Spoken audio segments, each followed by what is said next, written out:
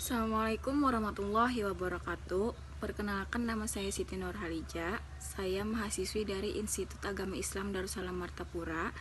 Di sini saya akan mempresentasikan makalah saya yang berjudul Pendidikan Islam dalam Undang-Undang Kelembagaan. Di sini saya akan membacakan materinya. Pengertian pendidikan Islam. Pendidikan Islam berasal dari bahasa Arab, yaitu tarbiyah, yang berbeda dengan kata taklim yang berarti pengajaran atau teaching dalam bahasa Inggris. Kedua, istilah tarbiyah dan taklim berbeda pula dengan istilah takjib yang berarti pembentukan tindakan atau tata krama yang sasarannya manusia. Berikut ini pengertian pendidikan Islam yang dijelaskan mengenai istilah tarbiyah dan taklim. 1. Secara epistemologi, istilah tarbiyah dapat dikelompokkan dalam 3 pengertian, yaitu A. Tarbiyah yang berarti berkembang, B. Tarbiyah yang berarti tumbuh, dan C. Tarbiyah yang berarti memperbaiki, bertanggung jawab, memelihara, dan mendidik. 2. Istilah taklim bermakna proses transfer pengetahuan, pemahaman, pengertian, tanggung jawab, dan penanaman amanat. Proses tersebut menjadikan diri kita bersih dari segala kotoran sehingga siap menerima al-hikmah. Lembaga pendidikan Islam. Secara etimologi, lembaga berasal dari sesuatu, acuan sesuatu, memberi bentuk pada yang lain, badan atau organisasi yang bertujuan untuk mengadakan suatu penelitian, keilmuan, atau melakukan sesuatu usaha. Secara terminologi dari kutipan Ramayulis oleh Hasan Langgulung bahwa lembaga pendidikan adalah suatu sistem peraturan yang bersifat abstrak, suatu konsepsi yang terdiri dari kode-kode, norma-norma, ideologi, dan organisasi simbolik kelompok manusia yang terdiri dari individu-individu yang dibentuk dengan sengaja atau tidak untuk mencapai tujuan tertentu, dan tempat-tempat kelompok itu melaksanakan peraturan-peraturan tersebut adalah masjid, sekolah, kutab, dan sebagainya. Sedangkan yang masuk lembaga pendidikan Islam menurut Hasbullah adalah wadah atau tempat berlangsungnya proses pendidikan Islam yang bersamaan dengan proses pembudayaan. Kelembagaan pendidikan Islam merupakan subsistem dari masyarakat atau bangsa. Dalam operasionalitasnya selalu mengacu dan tanggap kepada kebutuhan perkembangan masyarakat. Tanpa bersifat demikian, lembaga pendidikan Islam dapat menimbulkan kesengajaan sosial dan kultural. Kesengajaan inilah menjadi salah satu sumber konflik antara pendidik dan masyarakat. Dari sanalah timbul krisis pendidikan yang intensitasnya berbeda-beda menurut tingkat atau taraf kebutuhan masyarakat.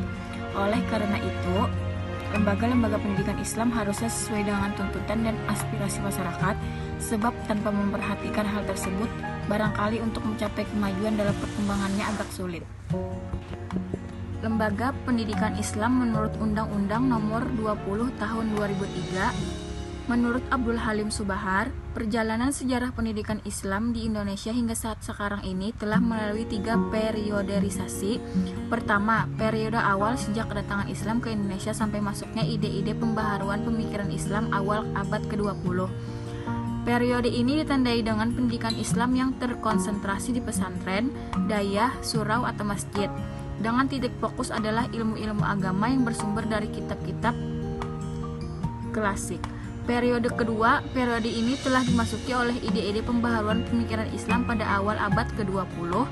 Periode ini ditandai dengan lahirnya madrasah sebagai lembaga-lembaga pendidikan Islam yang telah memasukkan mata pelajaran umum ke dalam program kurikulum pendidikan mereka, dan juga telah mengadopsi sistem pendidikan modern seperti metode manajerial, klasikal, dan lain sebagainya.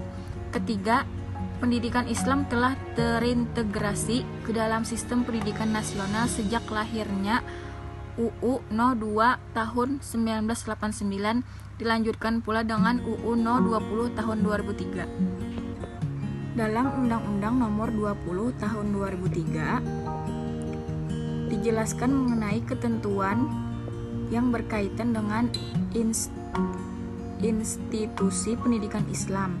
sebagaimana termasuk pada pasal 15 dan pasal 30 ayat 3 dan 4.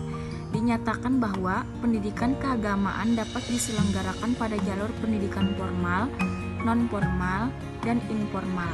Pasal 3. Pendidikan keagamaan berbentuk pendidikan diniyah, pesantren, dan bentuk lainnya. Pasal 4. Lembaga pendidikan formal dijelaskan secara berurutan dalam pasal 17, 18, 19, dan 20. Mencakup pendidikan dasar, pendidikan menengah, dan pendidikan tinggi.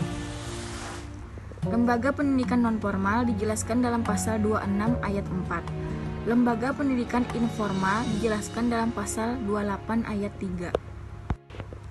Dalam Undang-Undang Sisdiknas Nomor 20 Tahun 2003, Pasal 30, pendidikan Islam sebagai lembaga dalam Undang-Undang Sisdiknas dapat dijelaskan sebagai berikut. 1. Pendidikan keagamaan diselenggarakan oleh pemerintah dan atau kelompok masyarakat dari pemeluk agama sesuai dengan peraturan perundang-undangan. 2. Pendidikan keagamaan berfungsi mempersiapkan peserta didik menjadi anggota masyarakat yang memahami dan mengamalkan nilai-nilai ajaran agama.